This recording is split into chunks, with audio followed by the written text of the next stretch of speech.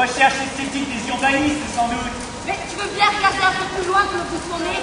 C'est le tracé du passage de l'Augustiner Bechlein qui coulait ici à l'époque. Ça devait être autrement plus joli. J'ai hâte d'en savoir un peu plus et de connaître enfin cette légende. Si tu prenais le temps de lire les panneaux historiques, au lieu de foncer sans prendre le temps de récolter un seul indice, tu saurais que cette tour, comme la tour du diable, la tour Nessel, pas très loin d'ici, faisait corps avec un mur d'enceinte qui protégeait la ville. Et aujourd'hui, il reste un morceau de cette muraille.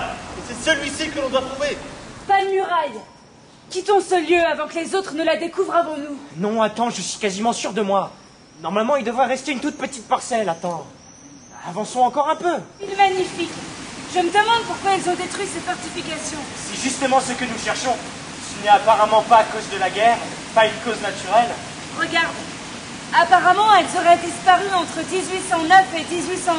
C'était donc une disparition volontaire. Et il devait bien y avoir une raison.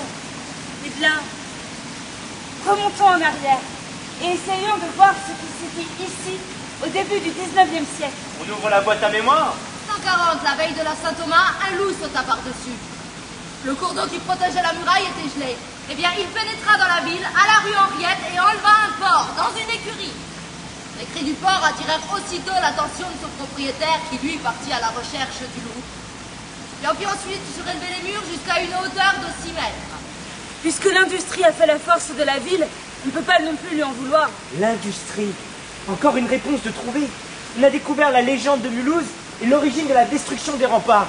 Maintenant, partons à la recherche de la naissance de l'industrie mulhousienne. Qu'est-ce qu'il faut trouver maintenant? La naissance de l'industrie mulhousienne. Eh ben, sur ce coup-ci, j'y vais tout seul. Vous verrez bien, je suis bien meilleur que vous trois réunis. Chacun pour sa peau. Et que le meilleur gagne. Eh ben, on te souhaite bon courage. Mais oui, on prendra un petit café sur la place en t'attendant.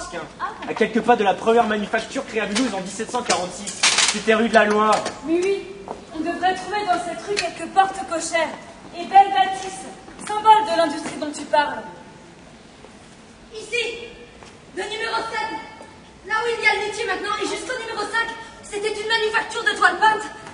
Il faut dire que c'est grâce à cette production d'indienne, ces cotonnades aux couleurs vives initialement produites en Orient, qu'a démarré l'activité textile de la ville. Fondateur de la première manufacture d'impression sur étoffe. On les voit là-haut, tenant un morceau d'étoffe. Et puis d'autres industriels. Regardez en bas à droite. Par exemple, Nicolas Koechlin, le fondateur de l'une des premières lignes de chemin de fer en France, la ligne Mulhouse-Thann. Regardez, on arrive devant la maison. Waouh, waouh, waouh! C'est ce que je sais. Ah, c'est magnifique, c'est immense! Ça, c'est de la Vous baraque, avez hein. assez de lignes encore pour vous? Oh là là! Vous m'avez pas assez. Je suis Jean-Jacques Fay, l'un des fondateurs de la première manufacture d'indienne à Mulhouse. Déjà que j'ai été obligé d'installer des grilles en fer forgé pour protéger les fenêtres des freluquins d'ouvriers que vous êtes. Passez votre chemin. Mais plus vite que ça. Eh non, mais tu sais à qui tu parles, toi? On n'est pas du même siècle, tu vois. Nous sommes à la recherche de l'histoire de Mulhouse. Mais en découvrant des personnes aussi peu aimables que toi, on découvre une bien sombre époque. Premièrement, personne ne vous a permis de me tutoyer. Elle est là. Ça y est, elle est née. La petite Henriette Rébert est née. Ma nièce est le premier bébé né français à Mulhouse. Il y a plus de 8 personnes place de la Réunion. Criez-le! Vive la liberté, que la fête commence! Eh bien, nous voici place de la Réunion. C'est là que s'est formée la ville au Moyen-Âge. Elle était le lieu de tous les pouvoirs. Pouvoir politique, pouvoir religieux et pouvoir économique. Les maisons y sont parmi les plus anciennes de la ville. Celles-ci sont étroites, avec, à de très rares exceptions près, des façades de largeur identiques et des toits pentus. Malgré les transformations successives, la place conserve quand même l'aspect des temps passés. Et on a peu de peine à imaginer l'animation qui y régnait, notamment lors des marchés qui s'y tenaient toutes les semaines. Potiers et verriers, rejoints plus tard par les épiciers, les merciers de la place Lambert, tous se côtoyaient ici. Approchez, mesdames et messieurs, venez rire de cette colporteuse, venez rire de cette menteuse.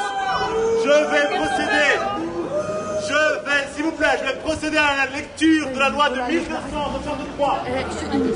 Femme qui dira lait à une autre femme. S'il y a preuve dans le témoignage de 2 hommes ou de 2 femmes, elle paiera 5 sols. Au seigneur, 4 sols. Au mailleur, 6 deniers. Si elle ne veut pas payer l'argent, elle portera la pierre à la procession le dimanche en pure chemise. Approchez. Les condamnations sont diverses et variées. En 1730, une femme est condamnée à porter le Klapperstein pour avoir proféré des injures contre le bourgmestre en exercice. Et le 10 novembre 1745, une autre est condamnée à porter le Klapperstein et à travailler pendant 4 semaines au Schellenberg pour avoir faussement accusé un homme de faux en écriture et d'avoir en outre nié la signature des quittances qu'elle lui avait donnée. Tous se côtoyaient à l'intérieur de la vieille ville. Et c'est la première fois que les industriels veulent se séparer de leurs ouvriers. Et je crois que les architectes se sont même inspirés de la rue de Rivoli à Paris, d'où les arcades. C'est une opération d'urbanisme d'envergure. Et c'est un nouveau quartier qui voit le jour, au-delà des canaux et donc des limites de la vieille ville. Allons voir à quoi ça ressemble, venez. Il s'agit des fêtes organisées dans le cadre du 50e anniversaire de la création de la CIM. La CIM, ça se met pas dans un portable, ça?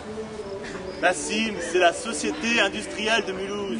Ah, d'accord. Elle a été créée par les industriels afin de mettre en commun leurs connaissances et leurs découvertes en matière technique et scientifique. Ils sont à l'origine de beaucoup de réalisations et d'innovations. Son bâtiment est un peu plus loin, sur le fond de la place, là-bas. Regarde.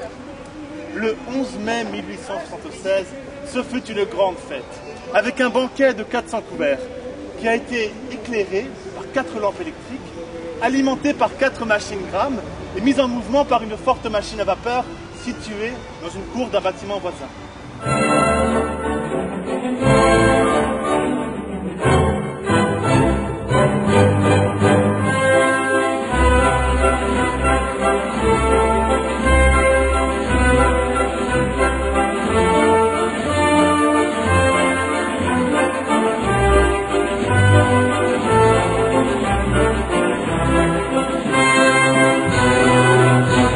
A été proposé par le service Arrêt Histoire donc de la ville de Mulhouse. Nous sommes la compagnie des Rives de Lille, donc une compagnie professionnelle en résidence à Ilzac, à l'espace 110. On a une programmation tout au long de l'année, alors aussi bien en région, on était au Festival d'Avignon, ou l'année prochaine on sera à Paris avec un spectacle pendant 3 mois. Vous pouvez retrouver toute l'actualité de la compagnie sur www.rivedelille.fr. Donc voilà les comédiens qui ont proposé la visite, Virginia, Margot, Nicolas et Mathieu. Merci d'avoir suivi cette visite avec nous et bonne soirée. À bientôt.